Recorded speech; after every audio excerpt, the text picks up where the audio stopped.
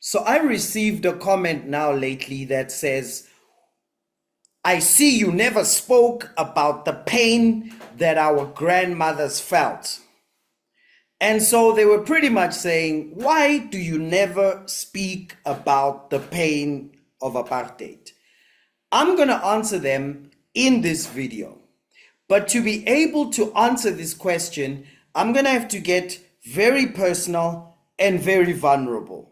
So if you want to just watch this video as another entertainment thing on YouTube, please log out now because I will have to bare my soul to answer this question. But if you're going to stay around and listen to everything I'm going to say carefully, you will join the top 1% in this world. You'll be able to have relationships that are just so genuine that only 1% of people have ever experienced. You will have your potential unhooked in a way you never imagined possible. If you're a believer, you're going to experience unusual prayer, answers to prayer that you never thought possible, and you will walk in a peace that the top 1% of people in this world know. So if you're ready for this, then please press like. Let me answer this tough question. Okay. So when I was a young boy, my dad was arrested. I am a preacher's kid. I'm not only a pastor, but I'm a pastor's son. So my dad was arrested by the apartheid government when I was a young boy. What was his sin? Is that he pretty much preached that all man is created equal in God's sight and man is made in God's image. And somehow that got out and the apartheid government arrested him. They took him to John Foster, where they put him in a cell. They beat him up over and over. They tortured him. The type of torture that I have not seen in any horror movie, I have not seen in any thriller.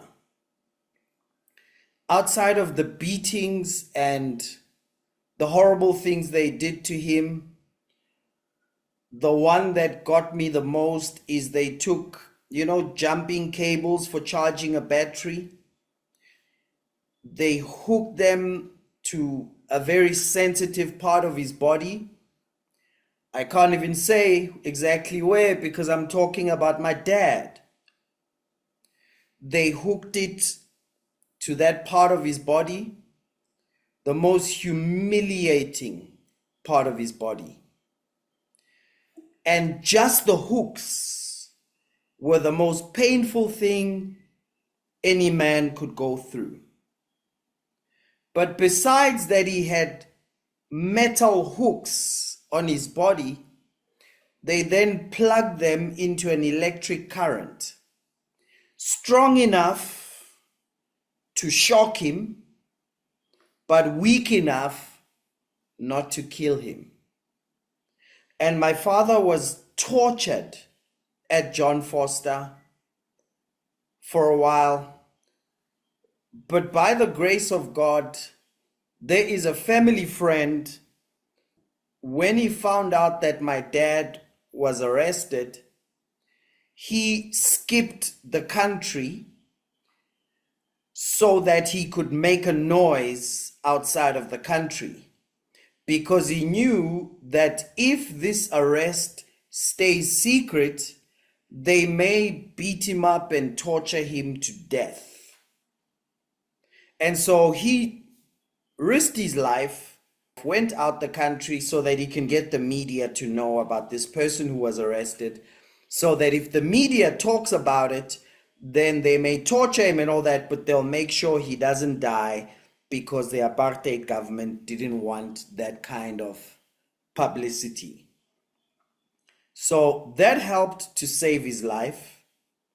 And eventually he was released and he came back home physically battered and injured, emotionally humiliated and crushed, spiritually blown up to smithereens, because the person who had told the apartheid government about him was a believer who had betrayed him. And so my dad came back, and for the rest of the time, my whole life, my dad wore glasses. The glasses were not for the eyes to see clearly. The glasses were because from that torture, his eyes were sensitive to light. His eyes became photosensitive, so he had to wear glasses to block the sun, to block headlights if he's driving at night and things like that.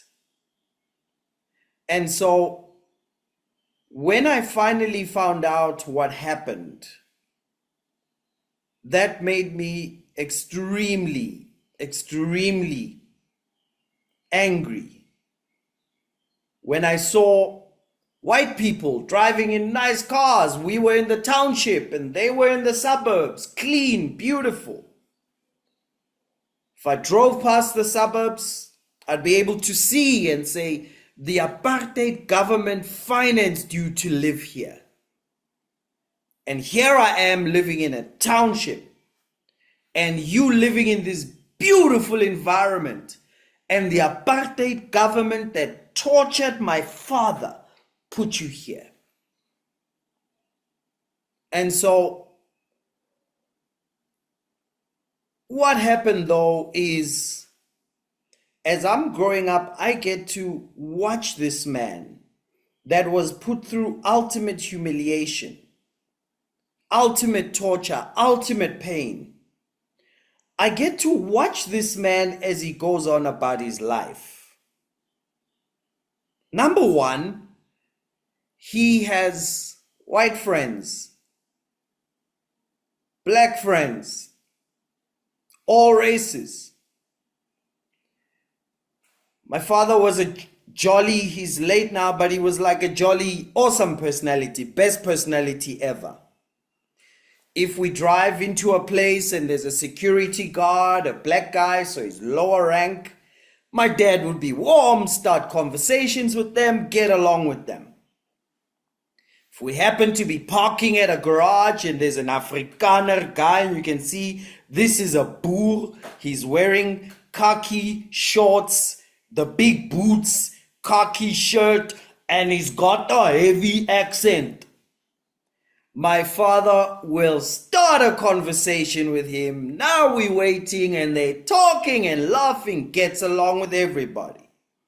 Then, he did some work in the city of Lille in France and actually got the freedom of the city of Lille. Meaning if he was wearing that thing around his neck, he's above the law. If he's in Lille, cops can't stop him. He can just show them. They'll say, please pass. Almost like an honorary ambassadorship in a city in France. He went on to do many things in business and things like that. Awesome guy. And so my late dad, when I looked at him and how he's acting and looked at my feelings, they didn't match. Because he had clearly forgiven the most gruesome, most horrible thing and went on to live a super productive life and left an inheritance for his children's children when he went home to be with the Lord 2 years ago. You remember that statement Bishop Tutu made? He said, unforgiveness or resentment is like drinking poison and hoping for your enemy to die. And so I remember a time I decided, okay, fine. He's forgiven it, and I'm being told by the scriptures, forgiveness is for your own sake, not for the one you forgive. So I just decided to forgive, right? Okay, I'll forgive then, fine. But every time I would see how white people enjoyed certain privileges because of the unfair history, it would bring up those memories. My dad was tortured, humiliated like he wasn't a father of kids, treated worse than an animal, treated more like a toy, like when a cat is playing with a toy.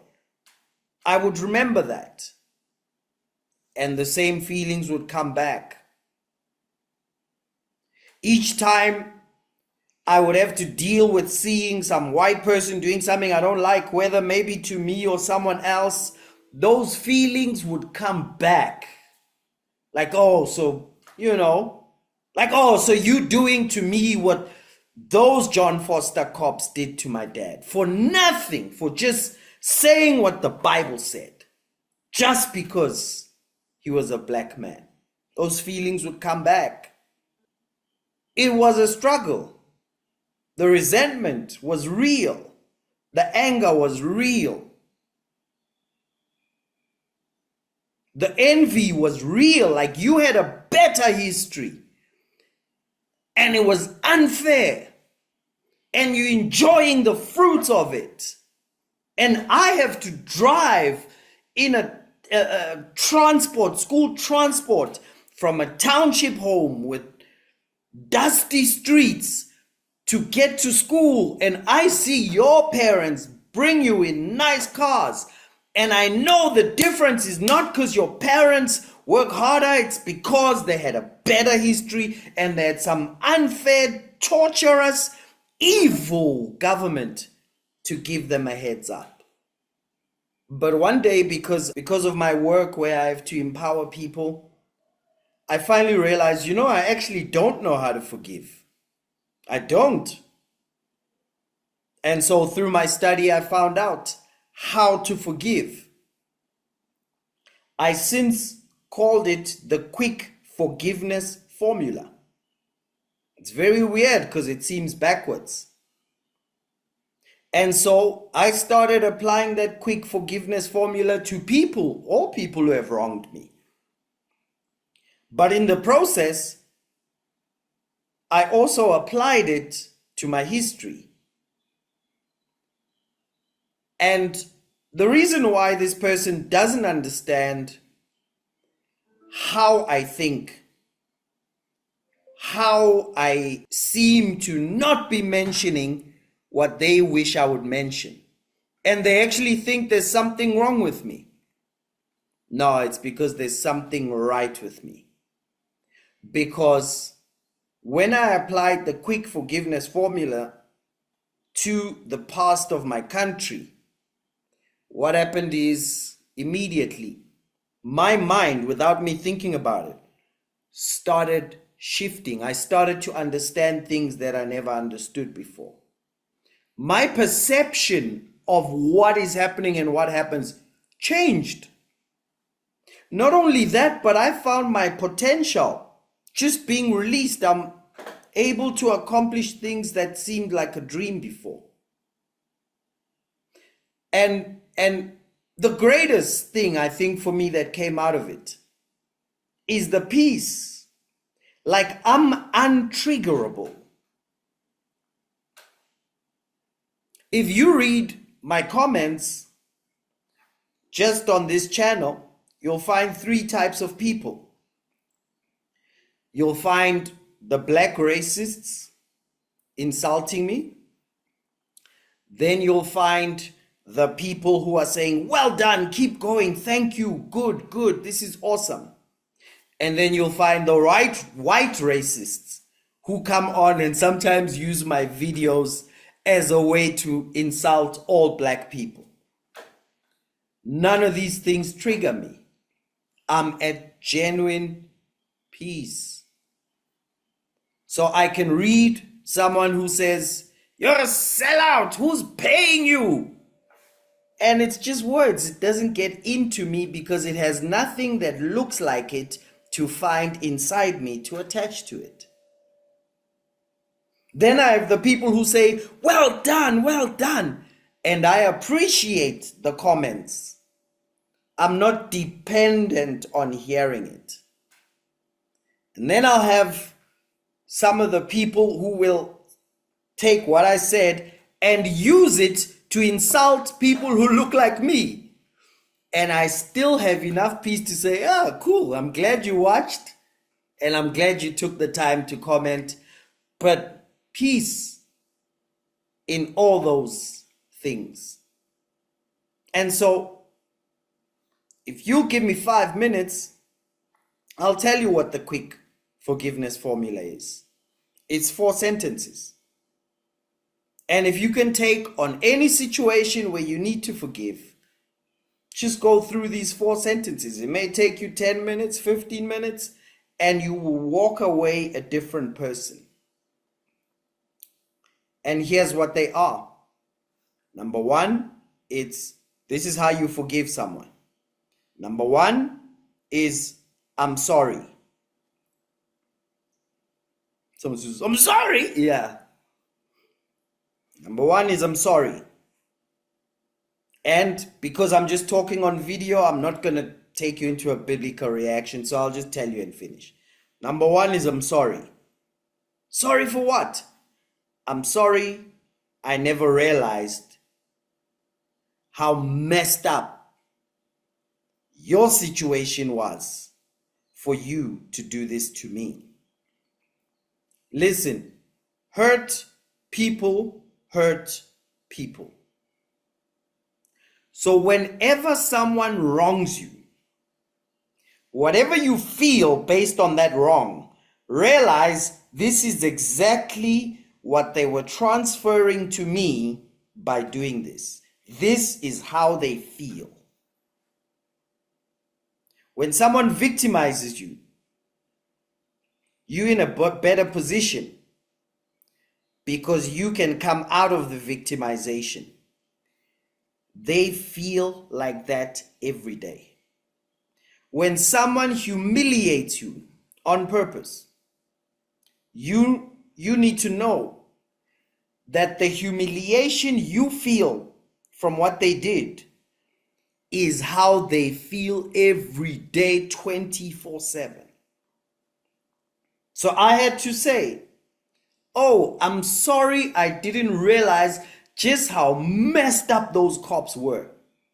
Just how messed up those apartheid people were. You would have never been able to treat someone that small unless that's how small you felt."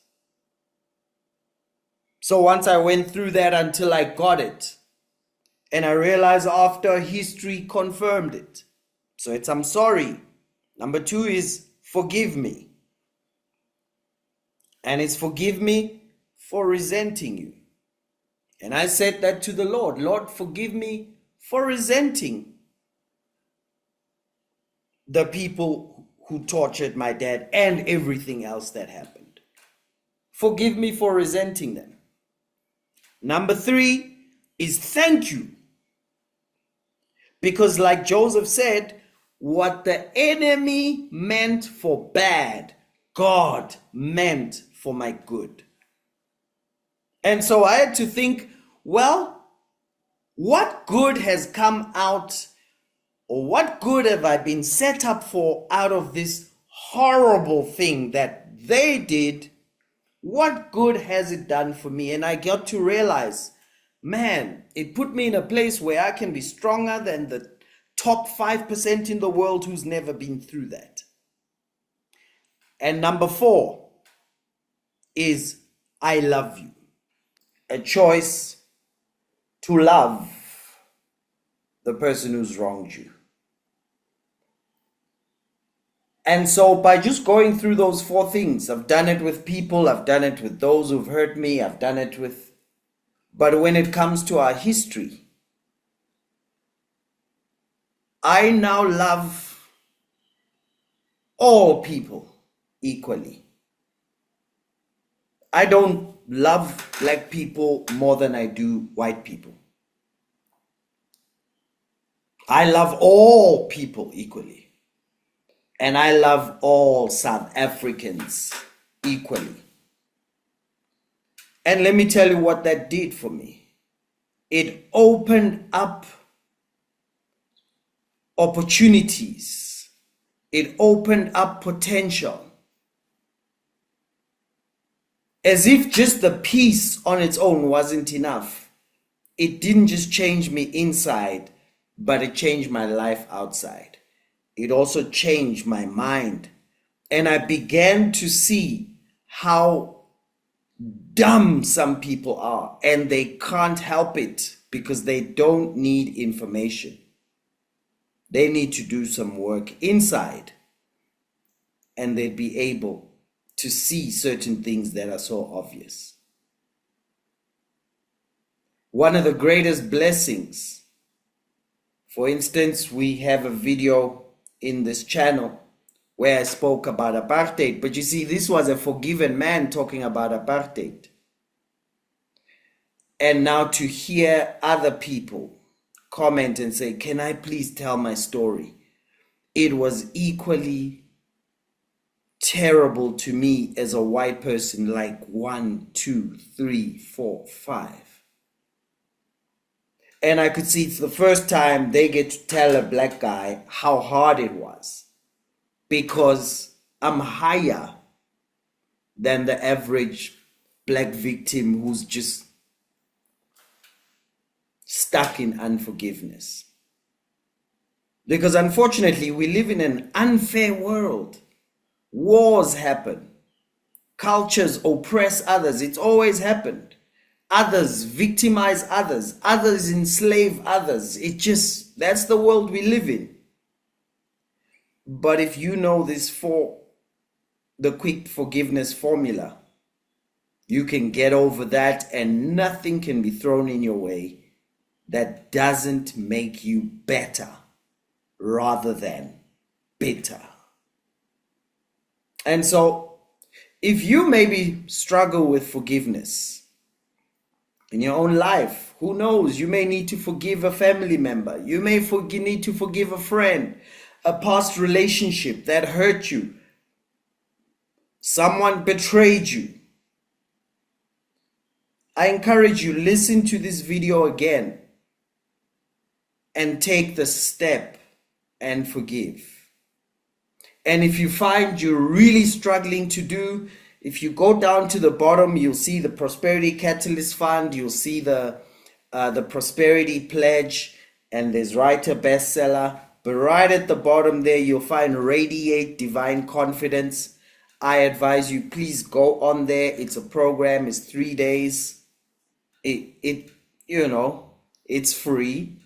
Take advantage of it, because it will give you the empowerment that I have to forgive, and you'll be able to forgive. And I promise that it will change your relationships in a way that not many people have ever experienced. It will release potential you never knew you had. You'll have prayers being answered that you long gave up on. You'll walk in a peace and a confidence that only the top 1% in the world have ever experienced. So do go down to the bottom, take advantage of Radiate Divine Confidence, and I hope that answers the question, why do I seem to never talk about the pain of apartheid? Because the pain of apartheid doesn't live in me. And so I'm able to see and be passionate about the future, because I'm not held in the prison of the past. And everything I talk about on this channel, it's because I'm passionate about a bright future for me, for you, for my children and grandchildren, for your children and grandchildren. So how about it? How about we make history together? So that's why I keep telling you, no man can serve two masters. Either he'll love the one or hate the other, or he'll respect the one and disrespect the other. You cannot serve God and Karl Marx. I hope I have answered the question, and let's make history together.